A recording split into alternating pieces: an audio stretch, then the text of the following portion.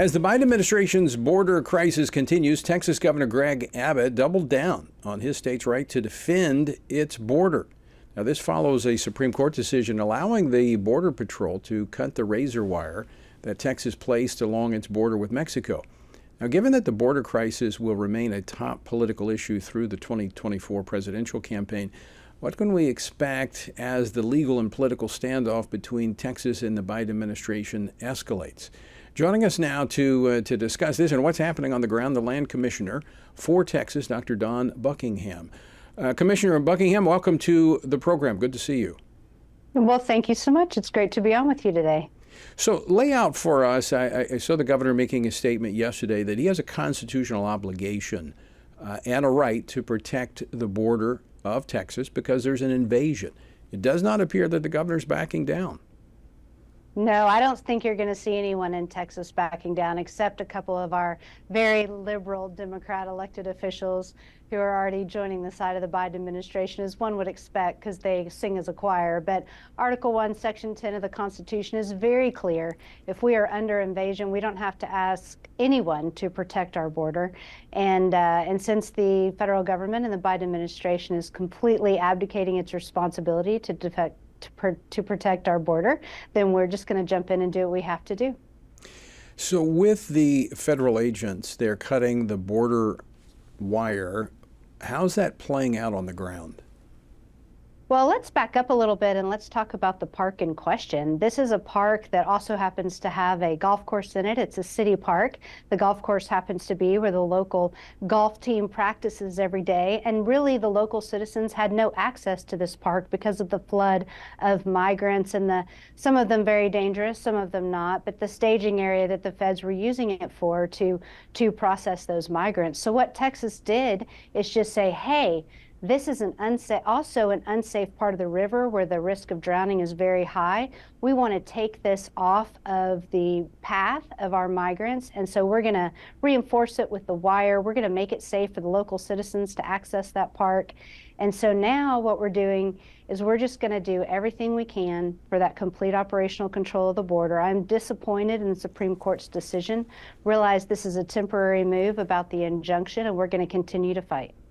So just to be very clear here, Texas is taking steps to protect its citizens. I mean, this is a, as you just described there, this is a hazard for the public in some cases. People coming across the border, you don't know who's coming across, you don't know what they're coming across for.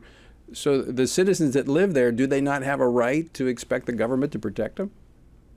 You would think so, right? The citizens, that's what government is for, is to protect you against the evil intentions of your neighbors. And so that is exactly what we're doing. We're being sure that these kids can practice golf in a safe place. We're taking access to a dangerous part of the river where loss of life is much more likely. We're trying to take that off of the paths of the migrants coming across. And so that's all that Texas is trying to do. And the federal government is actually blocking that. When you look at the hundreds of miles of border that we have, the agents can't be everywhere. So the barriers, the wire, the walls, what they do is they channel people who are coming across into a certain area so they can be accessed by law enforcement and Border Patrol.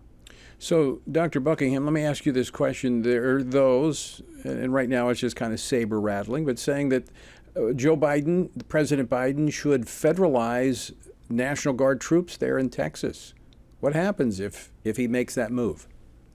Well, he'll have 22,000 people that he gets to pay for, which is a big chunk of money.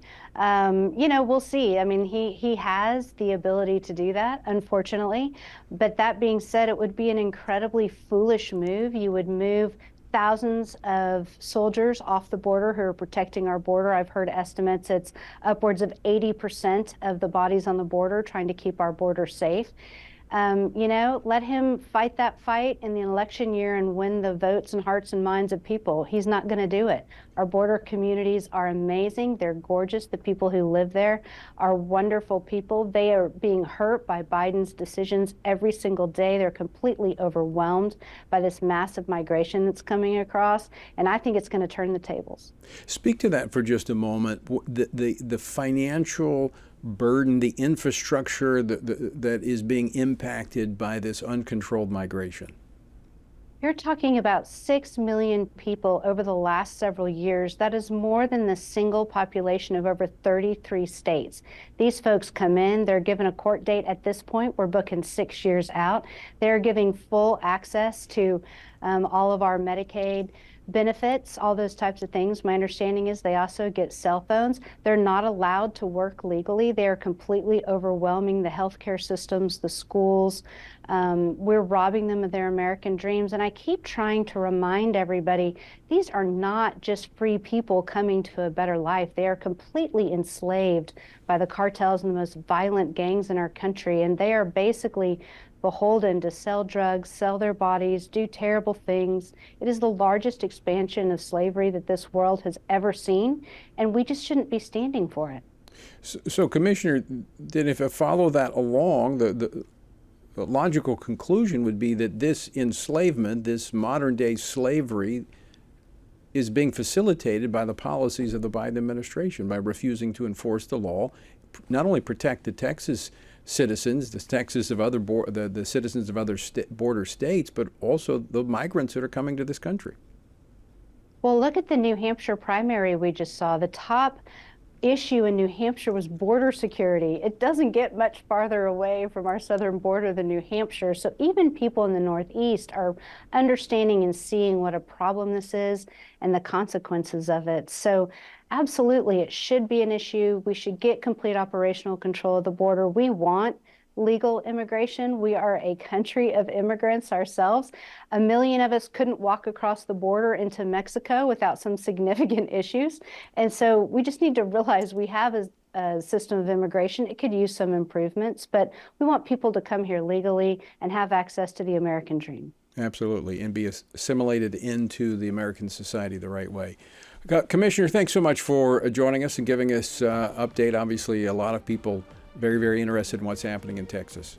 Thank you. Thank you for having me on. God bless you.